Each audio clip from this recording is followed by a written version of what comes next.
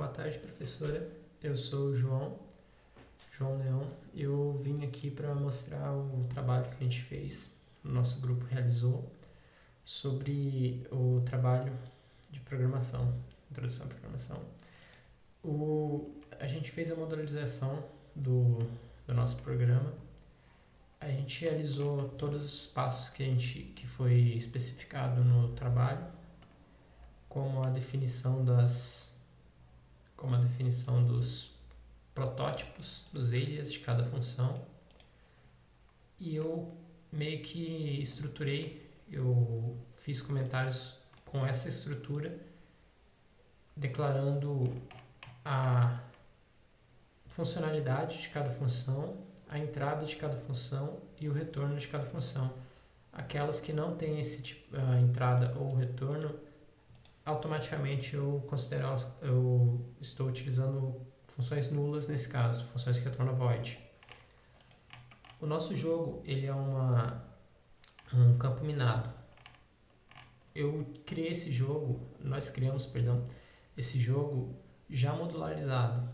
Eu tenho alguma experiência, já trabalho na área há mais de um ano, então eu já criei o jogo já modularizado nesses padrões.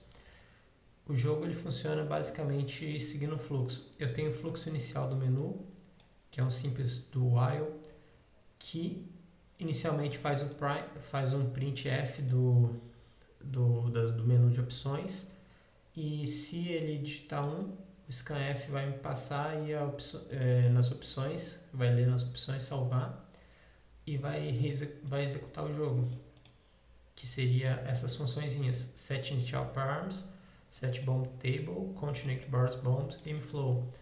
Essas funções são exatamente como os nomes a descrevem. Eu coloquei em inglês por costume, eu já programo em inglês faz tempo. A função setInitialParams, ela vai setar os parâmetros iniciais no objeto de jogo que a gente criou, que seria esse objeto célula. Ele vai setar esses parâmetros iniciais: se é uma bomba, se está aberto, quantas bombas tem na vizinhança, além do objeto de score, que seria o objeto de pontuação. Ele vai setar essas propriedades todas como 0 ou a propriedade inicial que a gente decidir. O setBombingTable, ele vai setar as bombas m bombas, uma quantidade m de bombas aleatoriamente na matriz tabuleiro. O SvalidCoord vai validar se uma coordenada ela é válida no contexto da matriz, que podemos ter uma matriz de n por m, variando, dependendo exclusivamente do que a gente necessitar ou dos parâmetros que a gente pode configurar. Então a gente vai ter uma matriz n por m e a gente precisa saber se a coordenada que o usuário passou, que o jogador passou, é válida, se é uma coordenada daquela matriz de jogo de fato. Então essa função vai retornar um inteiro se a matriz é válida, se a coordenada é válida. A gente tem essa return neighbors, que vai retornar os vizinhos daquela casa em específica. Essa é uma função que ela vai ser, na verdade ela deveria estar até aqui em cima. Essa função ela vai ser uma função que vai ser utilizada junto com o setInitialParams e setBombingTable, que vai setar o parâmetro neighbors de cada célula de cada casa da matriz jogo, da matriz tabuleiro, para contar quantas bombas tem na vizinhança e setar o valor de cada uma das bombas, das casas que não são bombas, em números, no caso, que cada casa pode ser uma bomba ou um número que varia de 0 a 4 para as bombas que tem na vizinhança dela. Eu tenho essa outra função, que é a continuateBarsBomb, que ela vai literalmente fazer essa contagem e setar.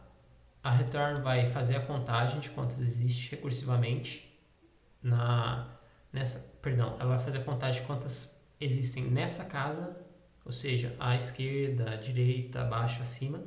A count vai fazer a contagem para todas as casas recursivamente, ou seja, vai passar em cada uma das casas da matriz tabuleiro e utilizar essa função de return neighbors.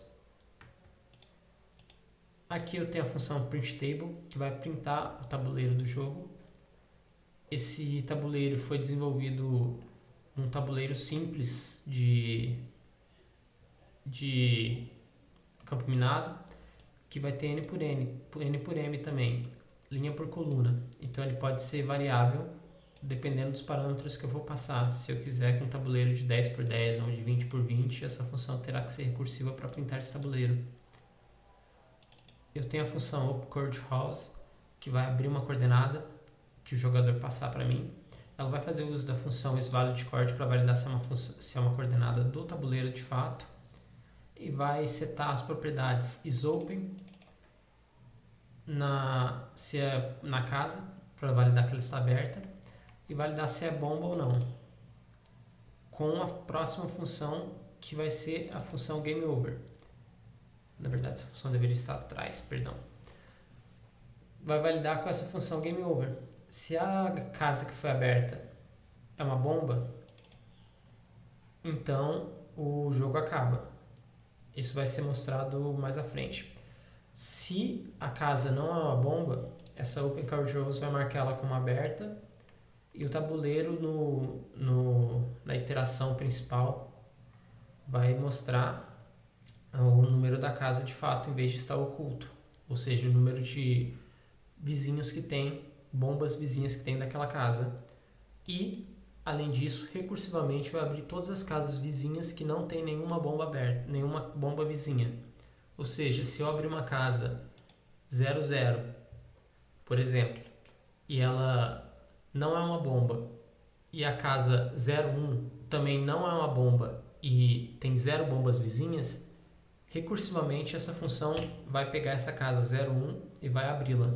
E assim por diante, para todas as casas imediatamente vizinhas que não são uma bomba. Aqui eu tenho eu tenho o GameFlow, que é meu último método instanciado, além do main, perdão, que ele vai controlar o fluxo principal do jogo, ou seja, ele vai ser essa recursividade que vai ter essas regrinhas, se foi atingido o game over, se eu vou ter que printar o table de novo, depois que ele abriu a coordenada, vai utilizar se ela é válida, se foi o game over, aí se não foi ele vai printar o table. Aí esse vai ser o fluxo principal mesmo. Ele só é uma função para o agrupamento dessas outras funções.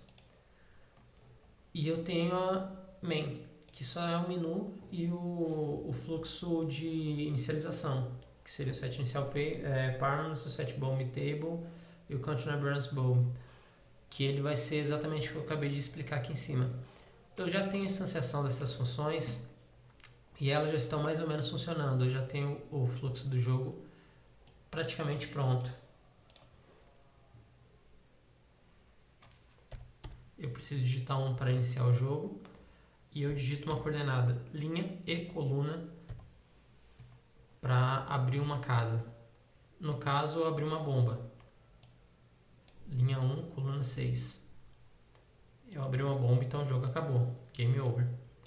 Aqui eu tenho recursivamente, naquele do while do main, que ele vai, que nem foi nos requisitos foi pedido, que ele só vai poder sair do jogo de fato se ele desejar sair digitando 2. Então, se eu digitar 1, ele vai iniciar o jogo novamente. Se eu digitar 2, ele vai sair do jogo. Professor, eu acho que é isso. Muito obrigado por assistir.